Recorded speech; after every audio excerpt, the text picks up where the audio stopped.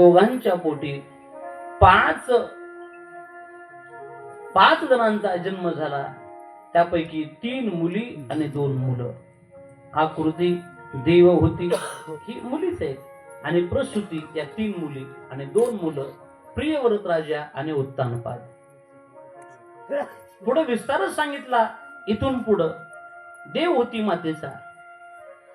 पण जेव्हा हे सगळं निर्माण करायचंय, मनुराजाने देवाला विचारलं, ब्रह्मदेवा तुम्ही म्हणताय प्रजा उत्पन्न करा, ठीक आहे, मान्य आहे, पण उत्पन्न केलेली प्रजा ठेवायची कुठं? पृथ्वीच नाहीये ना. कारण पृथ्वी रसातळात गेली होती आणि कोण नेली होती? तर हिरण्याक्षाने नेली होती. कोण आहे हा हिरण्याक्ष? ऐका, हिरण्यकश्यपूचा भाऊ हिरण्याक्ष हे 2 राक्षस आहेत. या दोघांचा जर पूर्वजन्म पाहिला तर अत्यंत सुंदर आहे. एकाचं नाव जय आणि एकाचं नाव विजय. हे 2 देवाचे दूत आहेत, पार्षद आहेत. आणि मग या दोघांना राक्षस का व्हावं लागलं त्याचं कारण सांगितलं गेलं. सनकादिक ऋषी देवाला भेटायला आले आणि हे 2 जण दारामध्ये थांबले होते. 2 जण दारात थांबलेले आणि या दोघांनी त्यांना अडवलं. अडवल्याबरोबर या ऋषींना राग आला. काय म्हणतो त्याचा ऐकायला असं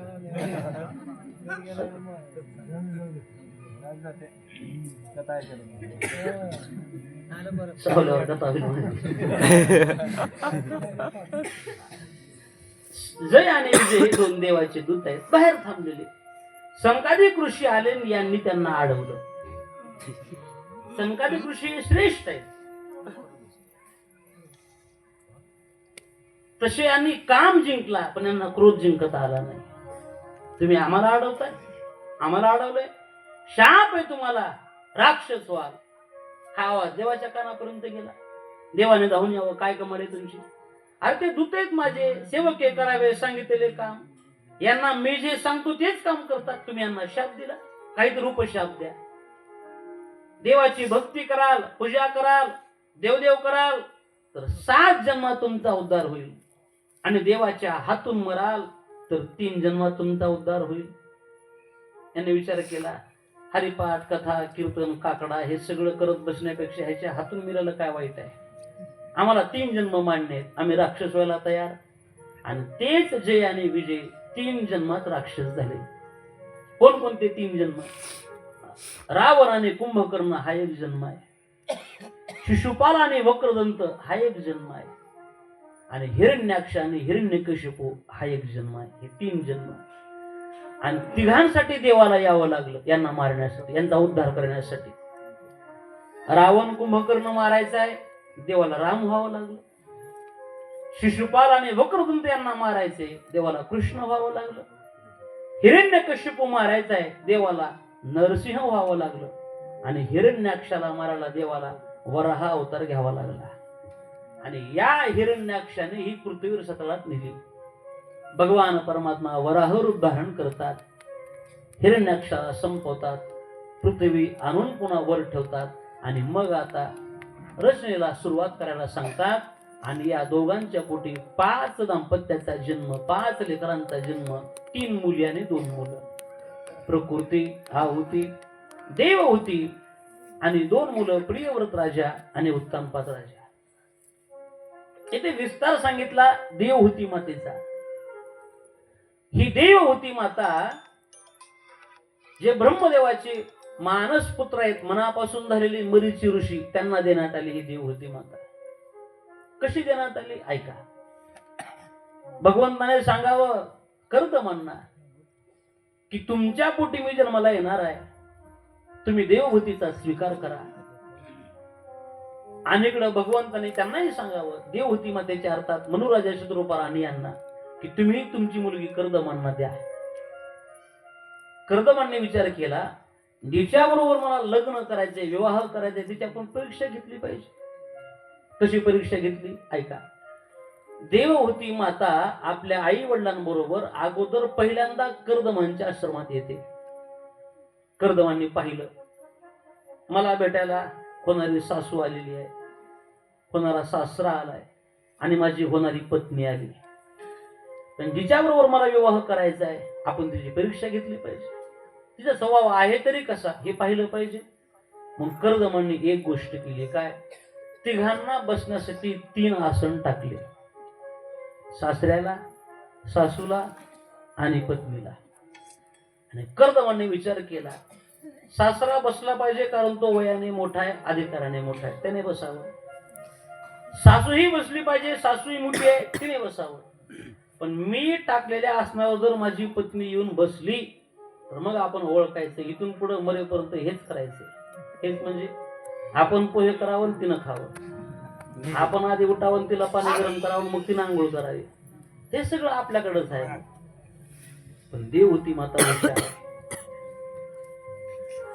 देवहूती माता जवळ येते. कर्दम ऋषी समोर आहे, मनुराजा आसनावर बसलेले, शत्रुपरांनी आसनावर बसली. आणि देवहूती मातेने विचार करावा, आपण जर आसनावर बसावं तर मर्यादा बिघडते, मर्यादेच्या पुढे जावं लागेल. आणि आसनावर जर नाही बसावं तर मालकांचा अपमान होते, कारण मालकांना आसन टाकलं आपण बसायचं नाही, नवऱ्याचा अपमानच आहे की. मग देवहूती माता हुशार आहे, तिने दोघांचा मध्य साधला. काय करावं, आपला उजवा हात घेतला, उजवा हात आसनावर ठेवला आणि स्वतः खाली बसली. खाली बसून मालकाचा मान राखला आणि आसनावर हात ठेवून आसनाचा मान राखला, हातही ठेवला आणि स्वतः खाली बसते. कर्दमांना आनंद वाटला, विवाह संपन्न झाला. पण एका अटीवर लग्न केलं, एक पुत्र एक मुलगा झाला की मी संन्यास घेईल, मान्य. प्रपंचाला सुरुवात झाली आणि क्रमाने कर्दम ऋषी यांनी 9 मुलींना जन्म दिला. कोणकोणत्या मुली ऐका, कला, अनुसया, श्रद्धा, हविर्भू, गती, क्रिया, ख्याती, अरुंधती आणि शांती या 9 मुली. आणि 10व्याने भगवान परमात्मा इष्टदेव श्री कपिलदेव देवहूती मातेच्या पोटी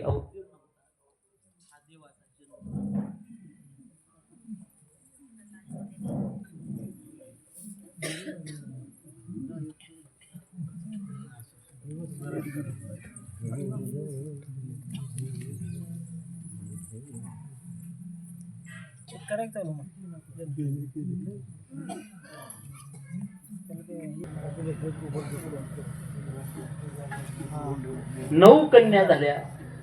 या 9 कन्या कुणाला दिल्या, जे ब्रह्मदेवाचे 9 मुलं आहेत की नाही त्यांना दिल्या. नारद महाराज 10वे, ते सोडून कला नावाची कन्या मरीचीला, अनुसया नावाची कन्या अत्रि ऋषींना, श्रद्धा नावाची अंगिरा ऋषींना, हविर्भू पुलस्त्याला, गती पुलाहाला, क्रिया कृतु ऋषीला, ख्याती नावाची कन्या भृगु ऋषीला, अरुंधती वशिष्ठांना आणि शांती नावाची कन्या अथर्व ऋषींना देण्यात आली. 10वे भगवान कपिल, आई देवहूती माता, कर्दम ऋषी निघून गेले. कपिल भगवान वाढायला लागले. इथं कल्पना आहे देवहूती मातेला, आपल्या पोटी आलेला मुलगा तो आपला मुलगा नाही तर जगाचा बाप आहे, याचं ज्ञान आहे. अज्ञानामध्ये माणसं फसतात, ज्ञानामध्ये नाही फसत. देवकीच्या पोटी कृष्णाचा जन्म झाला आणि देवकीला माहितीये माझ्या पोटी आलेला तो देव आहे, कारण तो येतानाच 8 वर्षाचा आला होता. 4 हाताचा देव, 8 वर्षाची मूर्ती. म्हणून शब्द कसे आहेत बघा, सोडा सोडा मिठी, मालकाला बोलते मालक सोडा सोडा मिठी. आणि शब्द आहेत लपवा लपवा जगजेठी. या जगजेठीला लपवा, वरला वाचते मित्रा, मिठी सोडा म्हणते ती देवकी माता. कारण हे कोण आहेत, हे जगाचे नाथ आहे, हे बाप आहे, जगाचा बाप आहे, देव आहे, याचं ज्ञान आहे. पण हे अज्ञान यशोदा मातेकडे. यशोदा माता देवाला देव माना तयारच नाही. बाळ सगुण गुणाचे ताने, बाळ दिसते गोजीरवाने, काय सांगता गाराने गोकुळीच्या नारे. येणारे पुढे प्रसंग छान आहे. तुम्ही लपुनियाचा भवरा, आळ घेता शारंग धरा, तुम्ही 12 घरच्या 12 गोकुळीच्या नारे. यशोदा माता कितीही लोकांनी सांगावा हा देव आहे, नाही नाही हा माझा मुलगाच आहे म्हणते, याला अज्ञान म्हणा. पण इथं कर्दम ऋषींची पत्नी देवहूती माता, तिला कल्पना आहे माझ्या पोटी आलेला हा माझा मुलगा नाही तर हा देव आहे. दोन्ही हात जोडावे आणि देव होती माता आपल्या मुलाला प्रश्न विचारते, देवा माझा उद्धार झाला पाहिजे, मला या बंधनातून मुक्त करा, मला या प्रपंचातून बाहेर काढा. हे एका आईने मुलाला विचारावं आणि एका मुलाने आईला उपदेश करावा. उपदेश केला मुलाने आईला. उपदेश म्हणजे काहीतरी सांगणं, आणि आमच्याकडे व्यवहार आहे, कोण सांगितलं पाहिजे, मोठ्याने राहण्याला सांगितलं पाहिजे, बरोबर आहे. गुरुने शिष्याला सांगावं, पतीने पत्नीला सांगावं, बापाने मुलाला सांगावं, हा व्यवहार आहे. पण हाच व्यवहार आहे असं नाही. मग कोणीही सांगू शकतं, फक्त सांगितलेला जो विषय तो महत्वाचा आहे. कधी कधी मुलगा सांगतो बापाला, पप्पा हे चांगलं नाही, घेऊ नका, पेत जाऊ नका, हे बरं नाही, वाटोळं होतंय. पोरग सांगते बापाला. मग बापानं असं नाही म्हणायचं, तू मला शिकवतो का, माझा मुलगा तू, मी तुझा बाप आहे, तू मला सांगतो का. अरे मुलगा जरी लहान आहे, पण जे सांगतोय ते महत्वाचं आहे ना, की बापानं ऐकलं पाहिजे. अहो एक पत्नी आपल्या पतीला शिकवते राव. तुळशीदासांची पत्नी रत्नमाला आपल्या मालकाला शिकवते, मालक तुम्ही माझ्यासाठी इथपर्यंत आलात, पाण्यातून आलात, सापाला धरून वर आलात, हे माझ्यासाठी.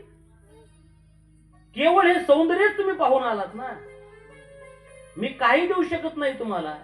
एवढं प्रेम तुम्ही माझ्यावर करताय, बरं हे सौंदर्य कायम नाहीये, बदल आहे. 20 वर्षातले आपण आणि 30 मधले आपण फरक आहे की नाही. 30 मधले आपण 40 मधले आपण फरक आहे. 40शीतले आपण 80तले आपण किती फरक आहे. सौंदर्य स्थिर नाहीये. म्हातारी बाजारात गेली, दुकानदार मामा हो आरसा आहे का, ऐकी आजी बघू. आरसा घेतला, म्हातारीनं तोंड बघितलं, कितीला आहे रे, 40 रुपयाला. आजी एवढा महाग असते का, कमीतला दाखव. ती ठेवला, हो का आजी हा घ्या 30 रुपयाला. म्हातारीनं पुन्हा तोंड बघितलं, असला असते का म्हटली, एवढा महाग असते का, कमीतला दाखव. त्यानं म्हटलं आजी हो का आता शेवटचा 10 रुपयाला, ह्याच्यापेक्षा कमीतला नाही बघा, कमीत कमी 10 वाला. म्हातारीनं आरसा घेतला, तोंड बघितलं, काय कमाल आहे म्हटली, लुटा म्हणली लोकाला, असंच लुटा, घर भरा, एवढा कुठं महाग असते का, अरे असला कुठं आरसा असते का. काय आरसा होती म्हणली, काय आरसा होता माझ्या काळात, 2 रुपयाला मिळायचा म्हणली, 1 रुपयाला मिळायचा, 50 पैशाला आरसा मिळायचा, पर स्वस्त बी होता आणि दिसायची बी भारी म्हटली. आता एवढा आरसा महाग आणि तोंड बी नीट दिस ना. अगं जे आरसा नाही बदलला, तुझं तोंड बदलले. आता आरसा तीच आहे.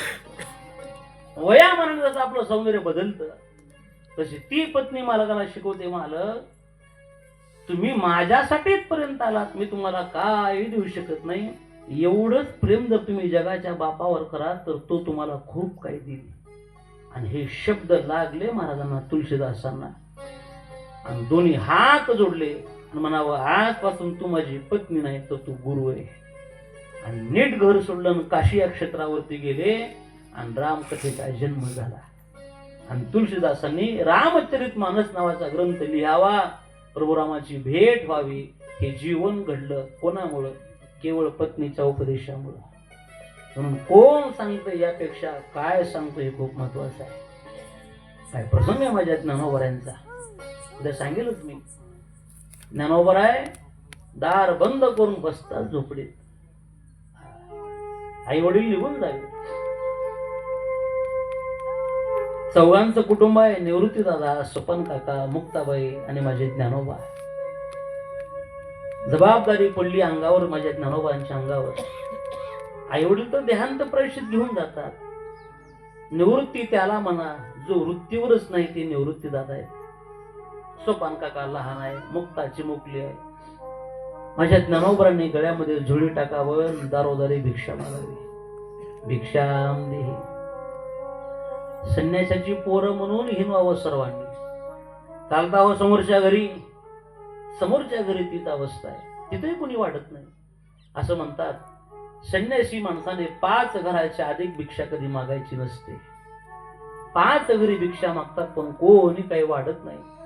तशीच रिकामी जोडी घेऊन घराकडे यावं, आपल्या झोपडीत जोडी ठेवावी आणि शांत बसावं. मुक्ता खूप लहान आहे पण समजदार आहे.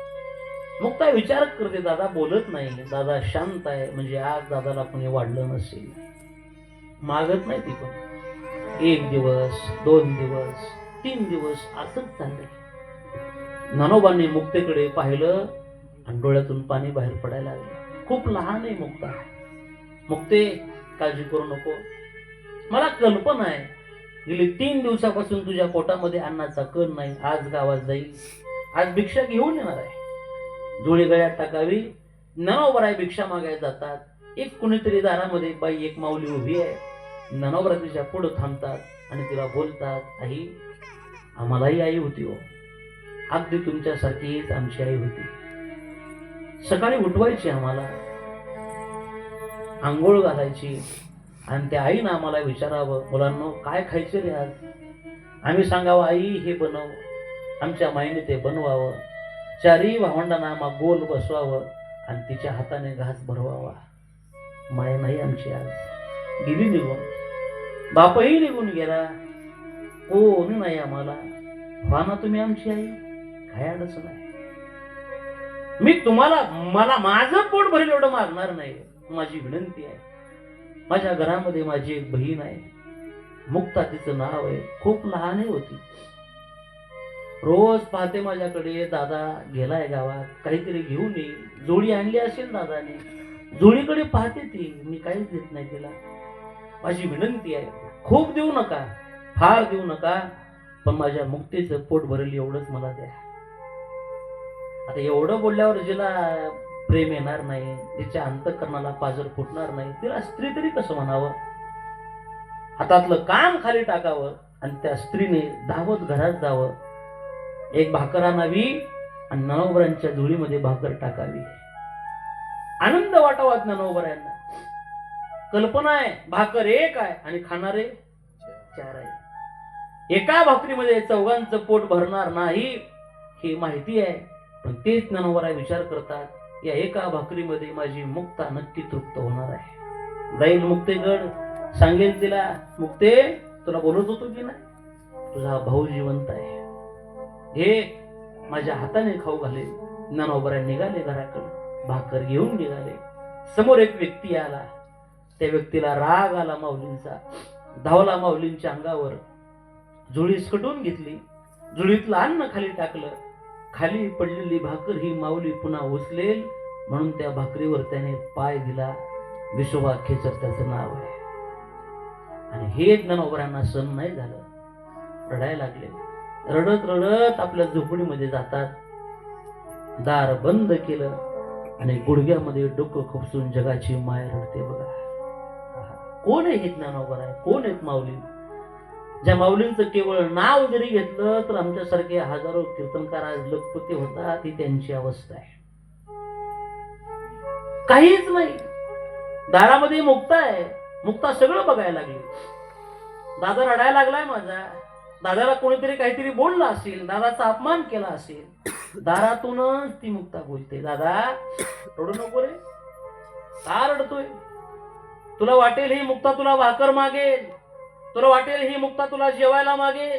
दादा मला काहीच नको आहे, मला फक्त माझा भाऊ पाहिजे, बाकी कोणी नको. दादा हा समाज आपला आहे, आपण समाजाची. समाजाने जर अग्नी झालं तर संतांनी पाणी झालं पाहिजे. दादा जेवण करत असताना जर आपले दात जर आपली जीभ जर आपल्या दाताने चावली तर दात नाहीत पाडत माणसं. जीभही आपलीच आहे, दात सुद्धा आपलीच आहे. जीभ दाताने चाविली का कुणी बत्तीशी पाडली. दादा रडू नको, मला काही नकोय, मला फक्त माझा भाऊ पाहिजे. हे बघा, बहीण जेवढं प्रेम भावावर करते की नाही तेवढं प्रेम भाऊ करत नाही. बहीण खूप प्रेम करते भावावर. मी असं सांगेन, कदाचित एखादा भाऊ जर श्रीमंत असेल आणि बहीण जर गरीब असेल तर तो श्रीमंत भाऊ आपल्या गरीब बहिणीला कधीतरी विसरतो, नक्की विसरतो. पण पुन्हा एका बहीण श्रीमंत असावी आणि भाऊ गरीब असावा, ती श्रीमंत बहीण आपल्या गरीब भावाला कधीच विसरत नाही, कधीच. दिवाळीचा सण येऊ द्या, ती बहीण येते घरी दिवाळीला, तिला माहिती भावाकडे काहीच नाही माझ्या, दिवाळी झाली आणि ती निघते, तो भाऊ दारात उभा असतो, ताई चाललीस तू? माझ्याकडे काही नाही तुला द्यायला, मी तुला साडी घेतली पाहिजे, चांगले कपडे घेतले पाहिजे.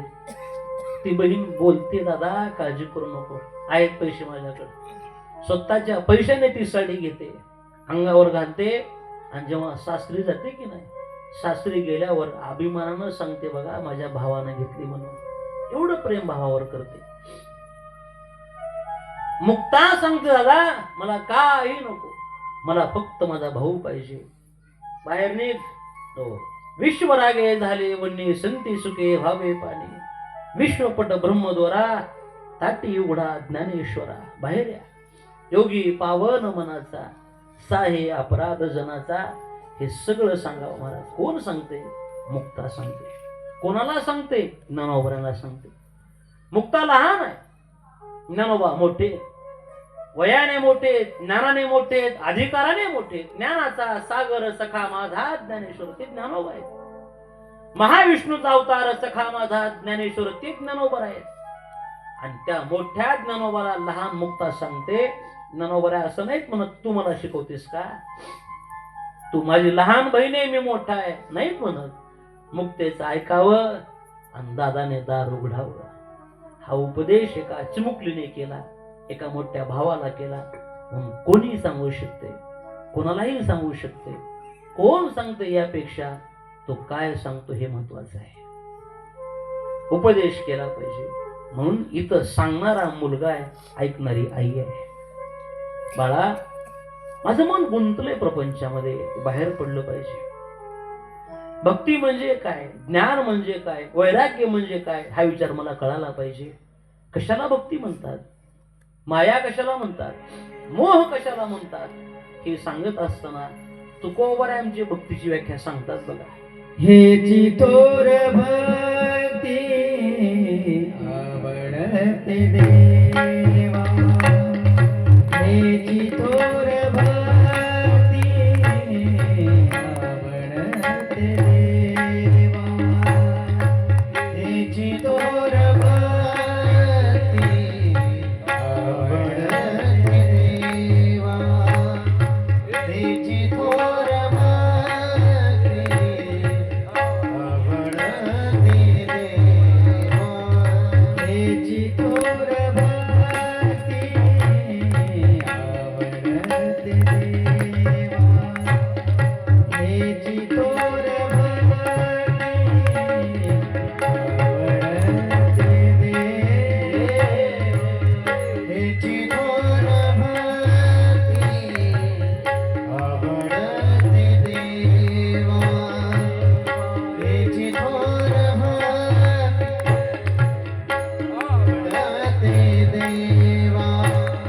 संकल्प विमाया संसार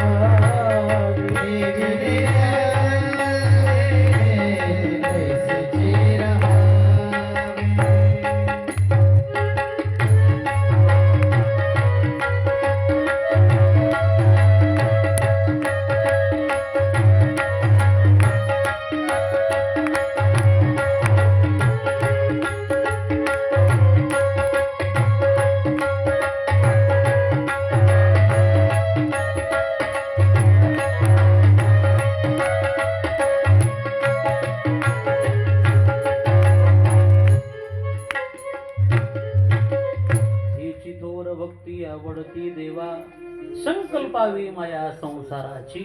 भक्तीचं स्वरूप तरी काय आहे? कशाला भक्ती म्हणतात? भक्तीच्या अनेक व्याख्या आहेत, पण सोपी व्याख्या सांगतो. आपल्या वाटेला आलेलं कर्म इमानदारीने पार पाडणं याचं नाव भक्ती आहे. कोणतंही कर्म असेल. केवळ पांढरे कपडे घालून राहतोय म्हणजे भक्ती होते असं नाही. केवळ भगवी कपडे घालून राहतोय म्हणजे भक्ती होते असं नाही. भक्तीचे लक्षण आहे आपल्या वाटेला जे कर्म आलंय ते कर्म केवळ इमानदारीने केलं पाहिजे, ती भक्ती आहे. संतांनी कधी आपलं कर्म नाही सोडलं. कोण सोडले मला सांगा ना? आपलं कर्म सोडलंय का? देवानं मांस सुद्धा विकू लागलंच की? देव लागलाच नाही. ढोरे ओढण्याचं काम देवानं करावं, ते त्यांचं कर्मच. माती तुडवायचं काम देवानं करावं, हे काकाचं कर्मच आहे आमच्या.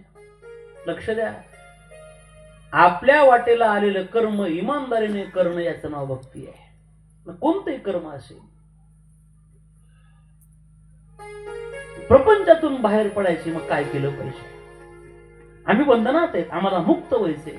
आई, माणसाचं मन हे बंधनाने मोक्षाला कारणीभूत ठरतं. मन अत्यंत महत्वाचं आहे. म्हणून अगोदर माणसाने आपलं मन प्रसन्न केलं पाहिजे, मन सावध केलं पाहिजे. मन इतकं चंचल आहे. मन चपळ चंचल, तुकोबराय बोलतात, जाता येता न लगे वेळ. इतकं चंचल आहे, इतकं चपळ आहे, त्याला कुठेही जायला एक सेकंद सुद्धा लागत नाही. इथं बसल्या बसल्या ते आपल्या घरी जाऊन येते, दरवाजापर्यंत जाते, रूम मध्ये जाते, गॅस पर्यंत जाते, गॅसवर काय आहे का बघते. अनेक जण जाऊन आला असला आता एवढ्या लगेच जाते. मनाला इतकी गती आहे. किती मन चंचल आहे, किती चंचल आहे पटवून देतो. किती चंचल आहे. माकड प्रत्येकाला माहिती आहे. माकड किती चंचल आहे. माकड स्थिर आहे का? किती चंचल, इतकं चंचल. अगोदरच माकड चंचल आहे आणि त्यात माकडाला कोणतं दारू पाजली म्हणून आता दारू पिल्यावर ते शांत बसते. माणसं शांत बसणार, ते तर माकड आहे. अगोदरच ते चंचल, त्यात त्याला दारू पाजावी आणि त्यात पुन्हा त्याला विंचू चावला म्हणून आता किती चंचल होते. एवढं सगळं करून जेवढं माकड चंचल होते की नाही, तेवढं काहीच न करता माणसाचं मन अगोदरच चंचल आहे. तेवढं चंचल आहे. ते मन आपल्या ताब्यात असलं पाहिजे. महाराजांनी सांगितलं, वर्णनच केले महाराज. श्रीराम चंद्र कृपालु भज मन हरण भव भय दारुण नवकंज लोचन कंज मुख कर कंज पद कंजारुण कंदर्प अगणित अमित छबी नवनील नीरज सुंदरम पटपीत मानव तडिक रुचि सुचि नौमि जनक सुतावरम श्रीराम श्रीराम श्रीराम. मन आमच्या ताब्यात असलं पाहिजे. मन आम्ही आमच्या ताब्यात ठेवलं पाहिजे. मनाला प्रसन्न केलं पाहिजे. तुकोबराय बोलतात, ऐसे जागवितो मना सरीसे जना सहित. म्हणून मन हे खूप महत्वाचं आहे. म्हणून आई, मन आपल्या ताब्यात ठेवा. एरवी जीव हा मुक्तच आहे. मुक्त होता परी बळे झाला बद्ध, तो मुक्तच आहे. जीवाला बंधन नाहीच आहे. आम्ही बंधनात पडलो. आमचं असं झालंय. गाढव सगळ्याला माहिती आहे. ते गाढवाचा मालक काय करतो, गाढवाला बांधित नाही. गाढवाच्या पायाजवळ जायचं, उगा असं करून उठतोय. ते गाढवाला काय वाटते माहितीये का, बांधलंय मला आणि आता बांधल्यामुळे मला हलता येत नाही. तुम्हाला सांगतो, ते तिन्ही पाय हलविते पण ते पाय हलवित नाही. बांधलंय म्हणते ते. कोण बांधायला नाही बांध. आम्हीच अडकलो. आपल्याला कल्पना आहे. एवढी भरणी असते, त्या भरणीत फुटाणे असते. ज्याला माकडं पकडायची की नाही, ते असं पकडतात वानर माकड. भरणीमध्ये फुटाणे, भरणीचं तोंड फक्त बारीक असते. मग ते माकड त्या फुटाण्याकडे जाते, मग ते मध्ये हात घालते आणि मध्ये हात घातला की मग ते हातात फुटाणे घेते. फुटाणे घेतले की अशी मूठ तयार होते आणि मग वर हात काढायचा म्हटलं की हातच निघत नाही. आणि मग त्या माकडाला वाटतंय पकडलं मला, वर कुणीतरी पकडलंय, आता मी अडकलो. माकड अडकत नाही. जर माकडाला बाहेर पडायचं असेल त्याने एकच केलं पाहिजे, फक्त मूठ सोडली पाहिजे. मूठ सोडली माकड मोकळाच आहे. तसं संसार सोडला की माणसं मोकळीच आहेत, पण कोण सोडतंय? सोडला तर मोकळे, गच्च धरून ठेवलंय. ते पोपट पकडत असताना ते नळी ठेवायची, नळीवर पोपट बसते, बसल्याबरोबर नळी फिरते, नळी फिरली की पोपट फिरते, पोपट फिरलं की पोपटा डोळे वर जातात कुठं? आकाशाकडे.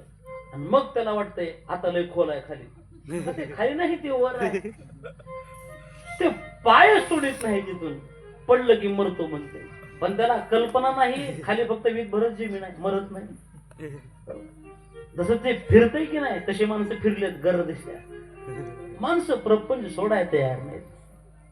तुकोबराय बोलता, पक्षी अंगणी उतरती जे का गुंतुनी राहते, तैसे असावे संसारी जोवरी प्राचीनाची दोरी. तसा आपला संसार असला पाहिजे. दारात पक्षी येतो, अंगणातले ते दाणे पडलेले टिपतो, खातो आणि अलगद उडून जातो, तो स्थिर राहत नाही तिथं.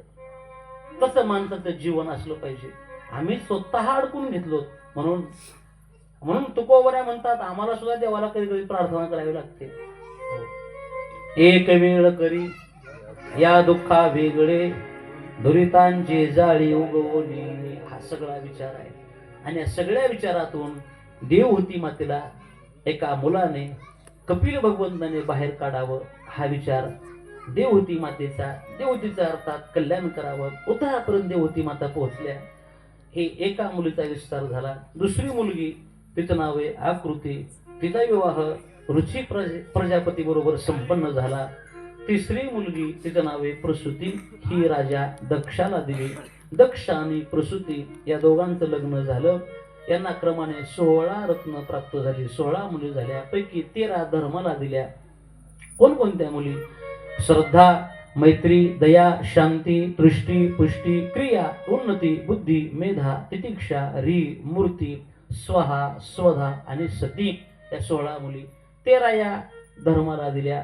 स्वहा नावाची कन्या अग्नी ऋषीला दिली, स्वधा नावाची कन्या पितृगणांना दिली आणि सती नावाची कन्या ही भगवान शिवजींना, शंकरांना दिली. हा विचार शुकदेवांनी परीक्षितीला सांगावा. आणि परीक्षिती राजांनी प्रश्न विचारला, महाराज मी तर असं ऐकलंय काय की भगवान शिवजी आणि दक्ष या दोघांचं जर फार मोठं वैर होतं, फार मोठी भांडणं होती. मग असं असताना आपली मुलगी दिलीच कशी काय? पण हे भांडणं नंतर झालेत म्हणे, अगोदर नाही. मग काय कारण आहे भांडणाचं? एकच कारण आहे, दक्ष राजाला प्रजापती हे पद प्राप्त झालं. प्रजापती झाला, प्रजेचा मालक दक्ष राजा. पद आणि मद हे दोन शब्द फार जवळ आहेत बरं, एकाच अक्षराचा फरक आहे. पद आणि मद. पद म्हणजे सत्ता आणि मद म्हणजे सत्तेचा आलेला माज, एवढंच आहे, थोडाच फरक आहे. प्रजापती हे पद प्राप्त झालं. माजला जरी आता मी मोठा झालो म्हटला. एकदा ब्रह्मसभा बसली होती. ब्रह्मसभेमध्ये दक्ष राजा आले. आल्याबरोबर सगळे उठून नमस्कार करतात, पण 3 जण नाही उठले. कोण कोण? ब्रह्मदेव, विष्णू आणि भगवान शंकर. 3 उठले नाहीत. दक्षाने पाहिलं, सगळे उठले पण हे 3 उठले नाहीत. ब्रह्माकडे पाहिलं, राग आला नाही. का? हा बाप आहे आपला, बापानं उठावं मुलगा आल्यावर, हा न्याय नाही. विष्णूकडे पाहिलं, विष्णू उठले नाहीत, त्यांचाही राग आला नाही. का? हे बापाचा बाप आहे, आज आहे. शंकराकडे पाहिलं, मग तळपायची आग मस्तकाला गेली, हे का उठलं नाही? एकतर हे लहान आहे माझ्यापेक्षा, नात्यानेही लहान आहे, मी सासरा हा जावई, उठाय पाहिजे. पण भगवान शिवजीच्या मनात काहीच नाही. ते ध्यानस्थ होते, डोळे बंद होते, समाधिस्थ होते. आणि राग आला याला. सगळे उठले पण हा उठला नाही. बदला घेईन म्हणला कधीतरी. असंच आहे माणसाचं. गावात आल्यावर त्यांना 100 लोकांना राम राम करू द्या आणि एका माणसानं न करू द्या. त्याला 100 लोकांचं बरं वाटत नाही, ह्यानं का केलं नाही म्हणते. अरे पण बाकीच्यानं केलंय की नाही, पण ह्यानं का राम घातलं नाही. तीच अवस्था दक्ष राजाची. बदला घेतला बदला. आता काय बदला घेतला, कसा घेतला, ही कथा खूप विस्तारित आहे, ही कथा मोठी आहे. लक्ष द्या. मनुष्याकडे अहंकार नसला पाहिजे. कोणताच अहंकार चांगला नाही. धनाचा, बळाचा, सत्तेचा, सौंदर्याचा अहंकार चांगला नाही. नकुल सहदेव यांनाही अहंकारच होता. एकाला ज्ञानाचा तर एकाला सौंदर्याचा. अहंकार भगवंताला सहन होत नाही. तुळ मात्र जरी होया अभिमान, मेरू तो समान भार देवा. हो. राधा देवाच्या खांद्यावर आहे, पण राधेला अहंकार झाला की किती भाग्याचे मी, सगळ्या गोपिकांना देवाने सोडावं आणि देव मला घेऊन आला, म्हणजे मी खरी भाग्याची आहे. देवानं राधेचाही त्याग केला आणि मग राधा विलाप करते, कन्हैया कुठे बाबा तो आता. हो. दे भेटी एक वेळा, एकवरी होता संगे, अंगो अंग लपविले. मग रडते राधा. हे कशामुळं? अहंकारामुळं. मग सज्जन हो, अहंकार बाजूला काढा. अहंकार गेला तुका म्हणे देव झाला. अहंकार गेला की आम्हाला परब्रह्मावस्था प्राप्त होते. अभिमान नसला पाहिजे. कसलाच अहंकार धारण करू नका. ते कानोपात्रा नावाची वेश्या आहे, तिलाही अहंकार होता सौंदर्याचा, आणि तो नष्ट झाला. कुणीतरी म्हणावं, अगं तू एवढी सुंदर आहेस, मग थोडी कल्पना कर, ज्याने तुला बनवलंय तू किती सुंदर असेल. कोण बनवलंय मला? तो विटेवरचा मालक पांडुरंग आहे. तो अत्यंत सुंदर आहे. कानोपात्रा त्याला पाहायला जाते. बघितलं ना हसायला लागली. हे सुंदर आहे होय, काळा कुळकुळीत आहे. म्हटलं हे कुठला सुंदर? आणि मला सांगितलंय लोण्यापेक्षा मऊ आहे. जवळ जातेच. कानोपात्रा जवळ गेली, देवाच्या पायाला स्पर्श केला, असं बोट ठेवलं. देव एवढा मऊ झाला, एवढा मऊ, लोण्यापेक्षाही मऊ. जसं बोट ठेवावं तसं बोट आत जावं. आजही देवाच्या डाव्या पायाला वरून खड्डा आहे. कानोपात्रा बोट ठेवलं आणि मग कळालं तिला खरंच सात्विक आहे, खरंच सुंदर आहे. आणि जे आपलं मस्तक तिने देवाच्या पायावर ठेवलं ते पुन्हा उचललंच नाही. कानोपात्रा एकदा देवाला पाहते आणि तिने ठरवलं, आता ज्याला पाहिलंय त्याला पाहिल्यानंतर आता प्रपंच पाहण्याची इच्छा नाही. त्याला तुकोबरा बोलतात. तुका पंढरीसी गेला आणि पुन्हा जन्मा नाही आला. तेथे जाऊ नका कोणी, गेले नाही आले परतोनी. तुकोबरांची भाषा आहे. पंढरीचे भूत मोठे, आल्या गेल्या झडपी वाटे. बहुखेदरीचे रान, जाता वेळे होय मन. म्हणून हा विचार आहे. अभिमान चांगला नाही. अहंकार नष्ट झाला पाहिजे. अहंकार सोडा, अभिमान सोडा. शुद्ध जीवन जगण्याचा प्रयत्न करा. सात्विक मार्ग अवलंबा. त्या मार्गाने जीवन जगण्याचा प्रयत्न करा. दक्षालाही अभिमान आहे आणि तो दक्षाचा अभिमान त्याला नडला, त्याला भोगावं लागलं. असं काय घडलं हे सगळं सांगायचे आपल्याला, पण हा विचार आपण उद्या करणार आहोत. आजची कथा या ठिकाणी विराम घेते. उद्या बरोबर वेळेत कथा सुरुवात होईल. 5 वाजले, तोंड पडले त्यांचे सगळे. यजमान त्यांना सांगायला बसून 5च्या आत या म्हणायचं. लक्ष द्या. एक 5-10 मिनिट बोलू आपण. 5 मिनिट. दक्ष राजाचा अभिमान, याचा बदला घेईन. आणि तो बदला घेतला त्याने. कसा बदला घेतला? दक्षाने बदलात असा घेतला, आपल्याकडे मोठा यज्ञ ठेवला. यज्ञामध्ये सर्वांना निमंत्रित केलं, पण दक्ष राजाने आपल्या लेकीला आणि जावयाला निमंत्रित केलं नाही. नाही बोलू. सगळे निघाले. बरं, देवता एवढ्या खुडीच्या नीट जात नाहीत. सगळे निघाले ते कैलास मार्गे. सती, अगं अजून इथंच का? सती म्हटली, कुठं जायचंय मग? काय कमाल आहे? अगं तुझ्या बापाच्या घरी किती मोठा कार्यक्रम आहे, तुला नाही बोलवलं? सतीने मान खाली घालावी. सती आपल्या मालकाकडे जाते. भगवान शंकराला सांगितलं, मालक माझ्या बापाच्या घरी कार्यक्रम आहे, आपण गेलो पाहिजे, आपण जाऊयात. शंकराने सांगितलं, सती आपल्याला निमंत्रण नाही, जायचं नाही. हे बघा, 3 ठिकाण आहेत. काही ठिकाणी निमंत्रण असेल तरच गेलो पाहिजे. एक, काही ठिकाणी निमंत्रणाशिवाय जायचंच नाही. काही ठिकाणी निमंत्रण असलं तरी जायचं नाही. निमंत्रण असलं तर माणसानं जावं. एखाद्याच्या घरी कार्यक्रम आहे, लिमिटेड आहे, कंजेस्टेड कार्यक्रम आहे, थोडक्या लोकांचा आहे, 100 लोकांचं जेवण त्याने केलंय, त्याच्या मुलाचा बर्थडे आहे आणि त्याला माहित आहे तुम्ही 1 ते 10 लोकांचा हाणताय, म्हणून त्यानं तुम्हाला टाळलं, तुम्हाला सांगितलंच नाही. अशा ठिकाणी बळ जायचंच नाही माणसानं. कशाला जायचं? पण माणसाला खायचा बोलताना असते. दिसली पंगत की माणसं बसते, दिसली पंगत कुणाची काय असं नाही. 2 मित्र बघा संगत फिरायचे, हो पंक्ती जोडायच्या त्यांनी, आणि त्यांचं एकच ठरलं, कुणी जर तुला विचारलं कुठला आहेस, नवरीकडला म्हणायचं.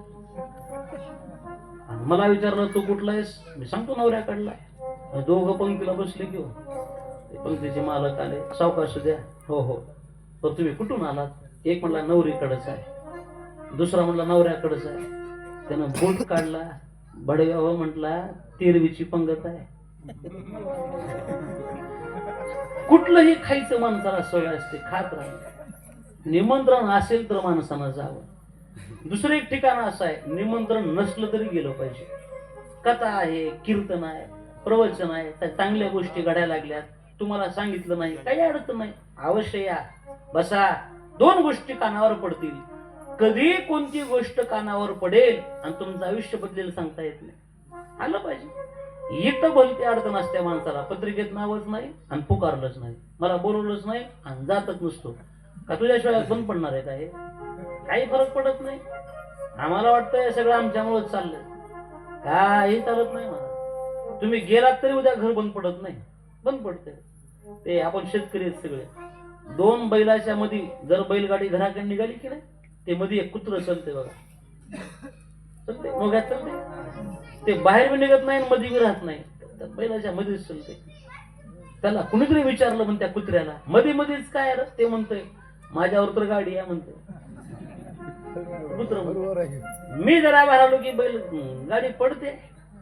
जसं त्या कुत्र्याला वाटतंय की नाही सगळं माझ्यामुळेच आहे, तसंच आम्हाला वाटतंय की माझ्यामुळं घर आहे, माझ्यामुळं पत्नी, माझ्यामुळंच मुलं बाळ, हे सगळं तिच्यासारखंच आपलं आहे.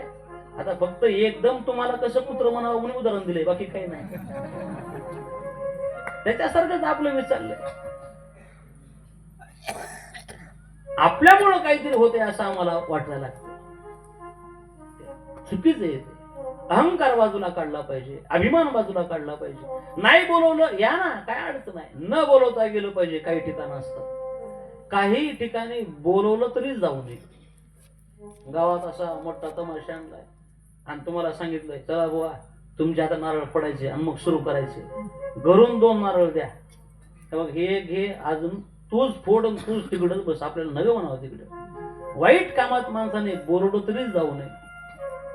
भगवान शिवजी म्हणतात सती बाप जरी असला निमंत्रण नाही की नाही जायचं नाही. ता गये कल्याण होय.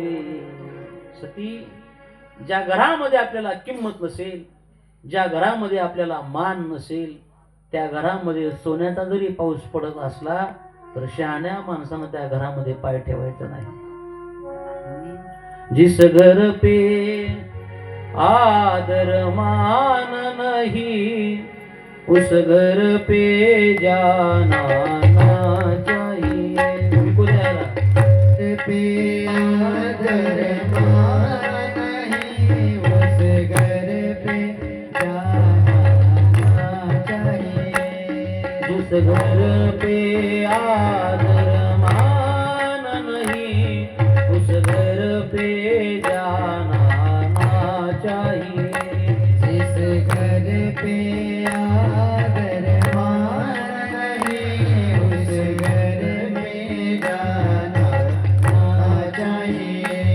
चाहे कितना प्यारा हो लड़का उसे सर पे बिठाना ना चाहिए. चाहे कितना प्यारा हो लड़का उसे सर पे बिठाना ना चाहिए. चाहे कितना प्यारा हो लड़का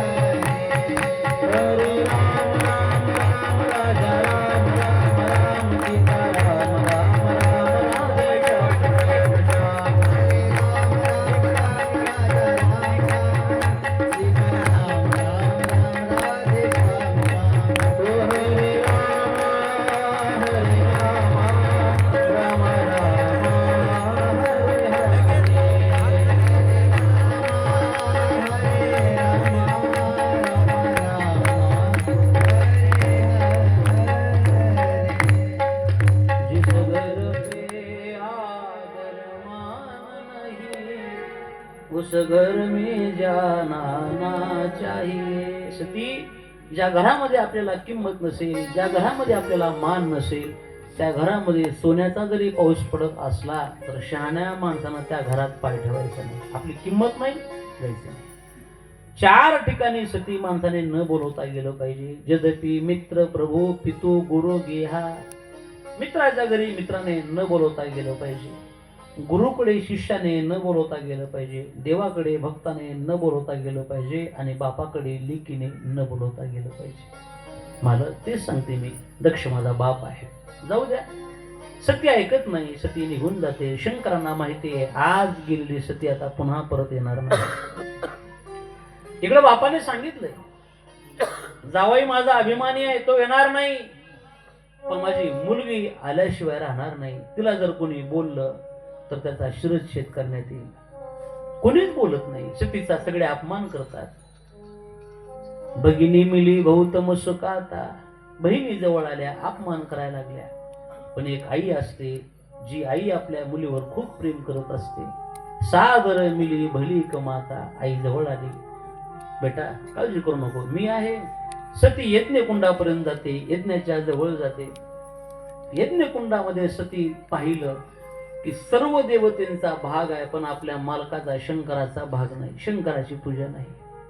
राग आला सतीला. ब्रह्मवृंदांनो, माझा बाप अभिमानी आहे, माझ्या बापाला माझ्या मालकाचं शिवजीचं महत्व नाही कळत, पण तुम्ही तर ब्राह्मण येत ना, तुम्ही तर देव येत ना, तुम्हाला कोण आहे माझ्या मालकाची काय ताकद आहे?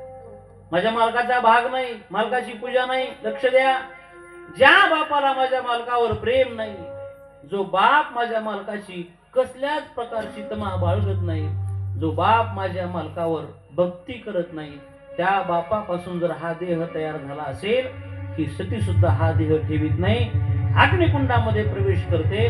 पण लक्ष द्या, हे भोलेनाथा, मी पुन्हा जन्माला येईन आणि तुमचीच पत्नी होऊन येईल असं म्हणावं. आणि सतीने अग्निकुंडामध्ये उडी घ्यावी आणि आपला देह संपवावा.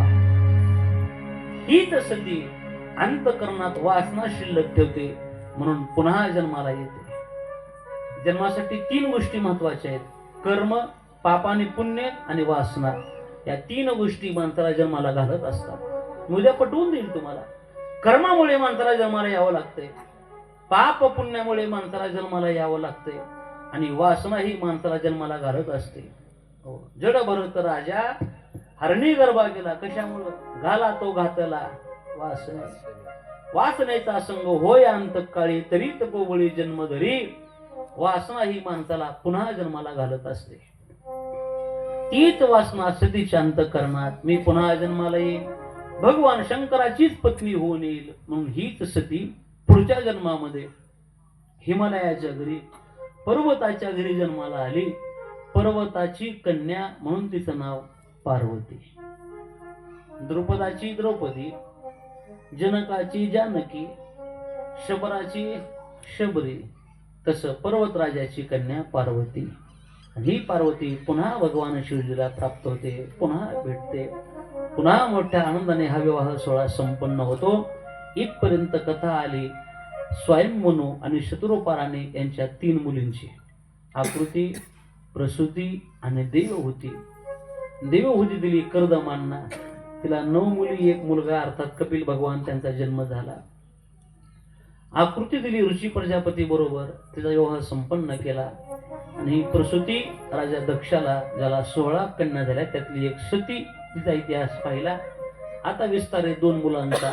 एकाचं नाव आहे उत्तानपाद राजा आणि एकाचं नाव आहे प्रियव्रत राजा.